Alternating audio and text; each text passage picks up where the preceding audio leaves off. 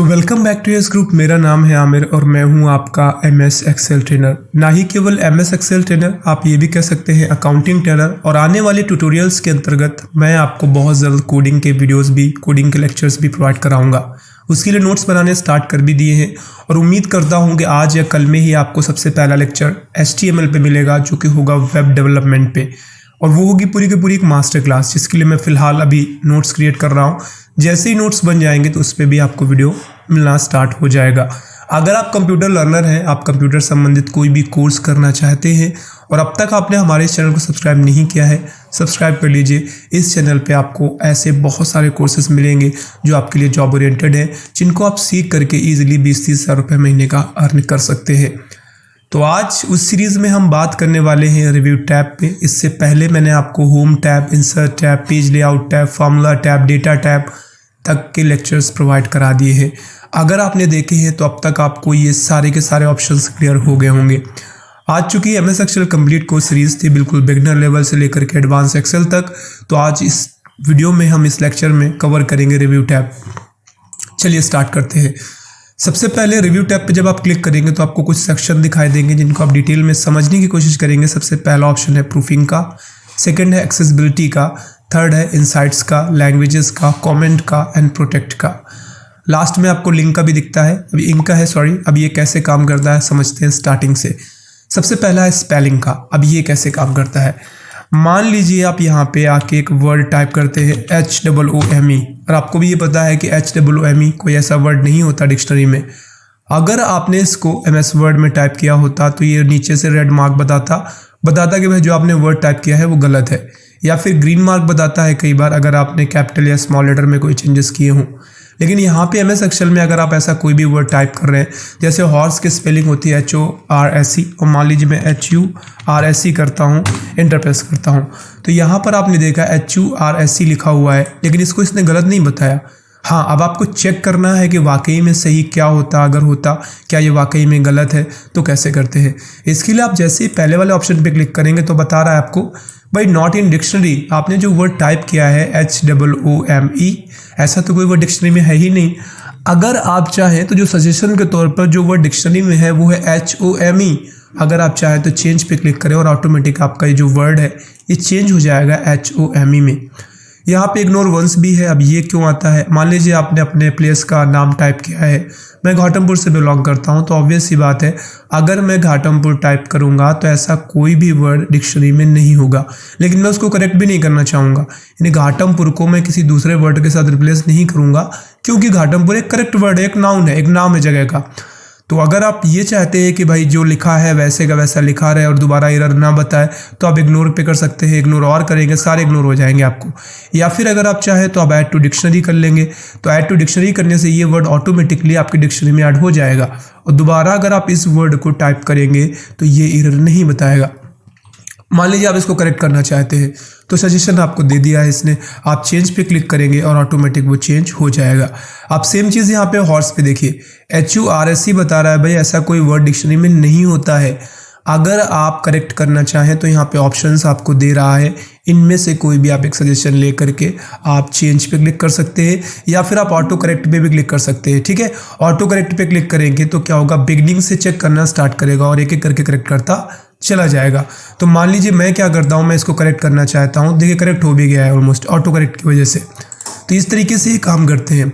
अगला ऑप्शन है आपका थ्रेशर्स का। अब ये कैसे काम करता है, कुल मिला के आपने कोई भी वर्ड लिखा है, लाइक ये लिखा हुआ है हमने, ठीक है। अब हम यहाँ पे क्लिक करेंगे तो देखिए आपको इससे मिलते जुलते जो भी सजेशंस होंगे वो दिखाएगा, ठीक है। इसकी जगह पे आप और क्या टाइप कर सकते हैं, देखिए यहाँ पे दिख रहा है, आप होम को फैमिली से टाइप कर सकते हैं, होम स्पन से टाइप कर सकते हैं, होम मेड से टाइप कर सकते हैं।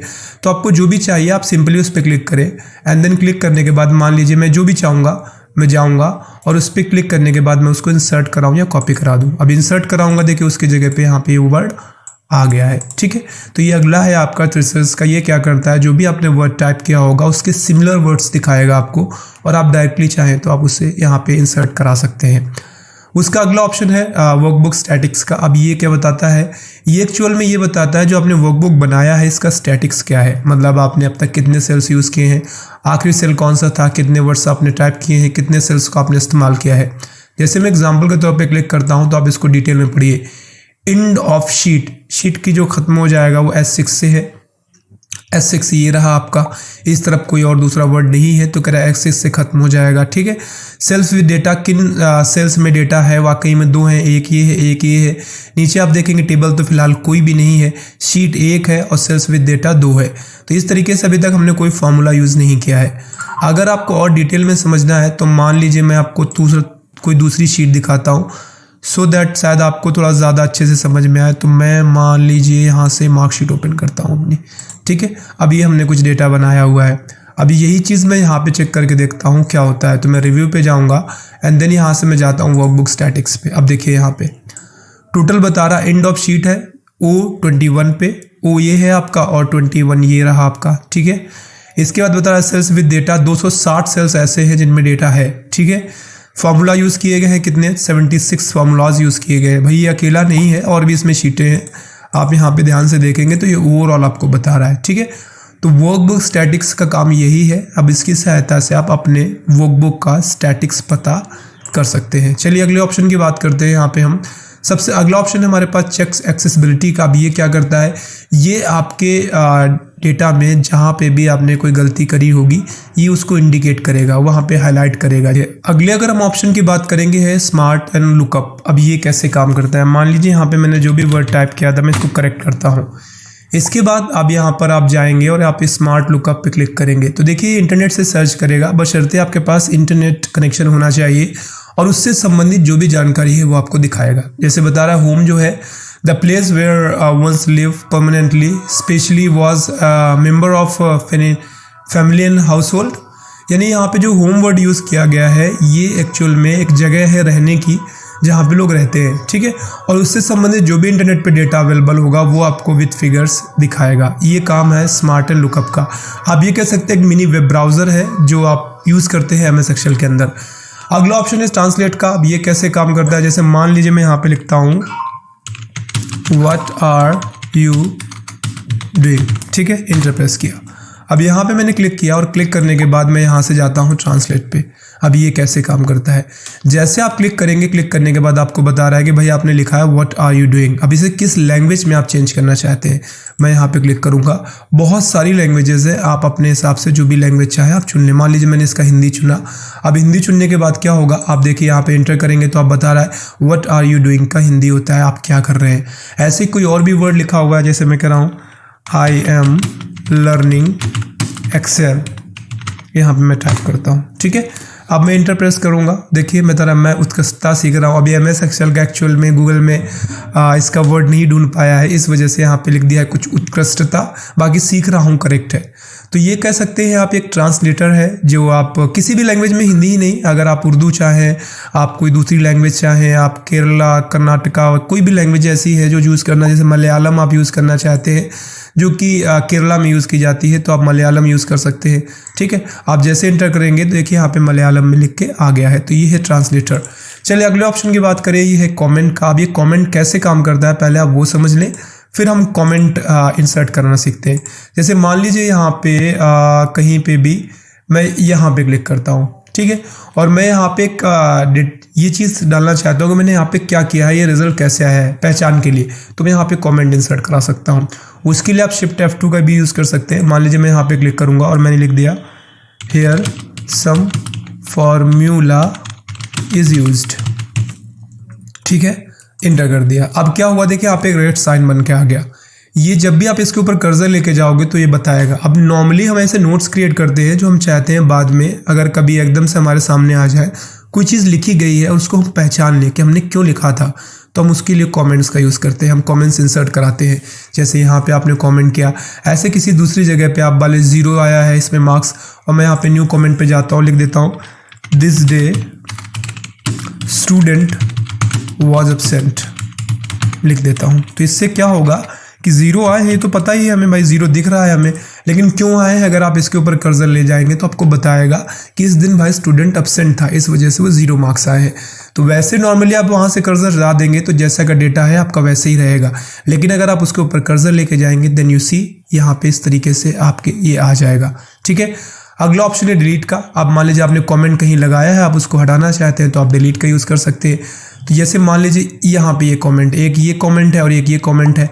अगला ऑप्शन प्रीवियस का नेक्स्ट का है। प्रीवियस वाले से क्या होता है कि आप जंप करते हैं, कहीं पे कमेंट लगाया गया है तो आप उससे पहले वाले कमेंट पे जा सकते हैं, उससे बाद वाले कमेंट पे जा सकते हैं।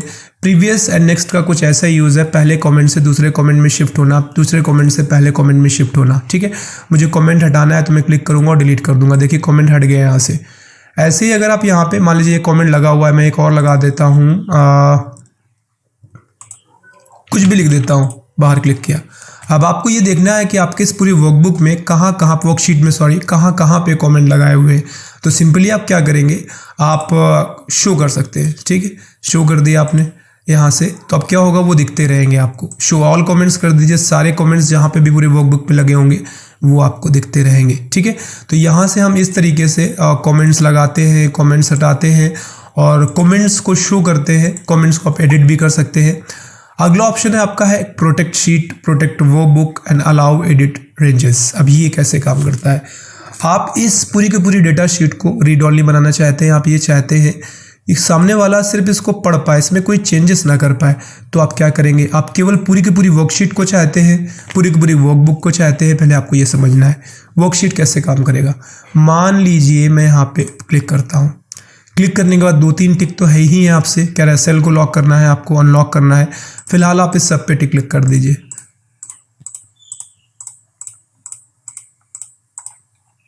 हो गया।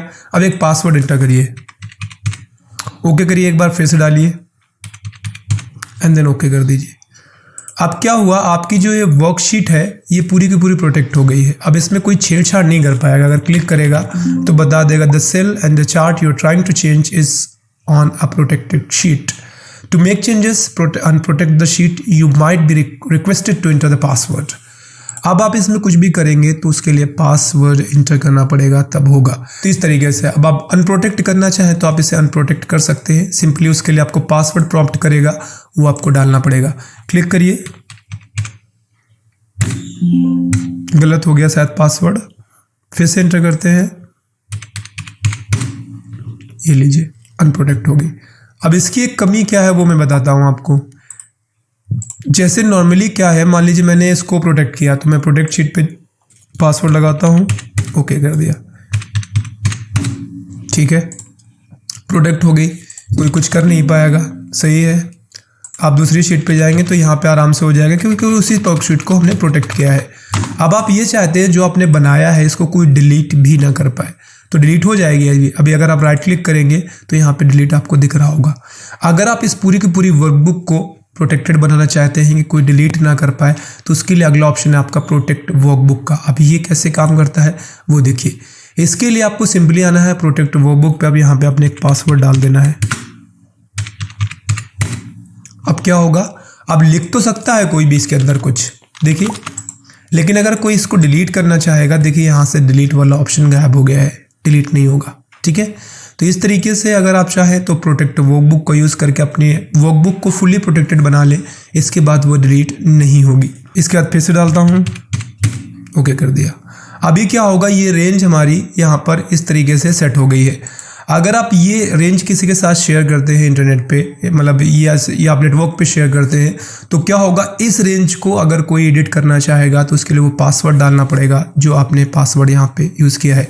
बाकी मैंने आपको बता दिया कि शेयर एंड शेयर वही वाला ऑप्शन है, जब आप शेयर करेंगे तो शेयर करते समय आएगा। सबसे लास्ट वाला है ये इंक का, तो ये क्या करता है, जब कोई टच स्क्रीन का लैपटॉप होता है तो वहाँ पे अगर आप इसका यूज़ करेंगे तो ये परफेक्टली काम करेगा, अदरवाइज इस तरीके से काम नहीं करता। तो उम्मीद करता हूँ आपको MS एक्सेल समझ आ गया होगा। वीडियो पसंद आया है तो लाइक, चैनल को सब्सक्राइब, बेल आइकन पे जल्द मिलते हैं। तब तक अपना ख्याल रखिए, बाय बाय, टेक।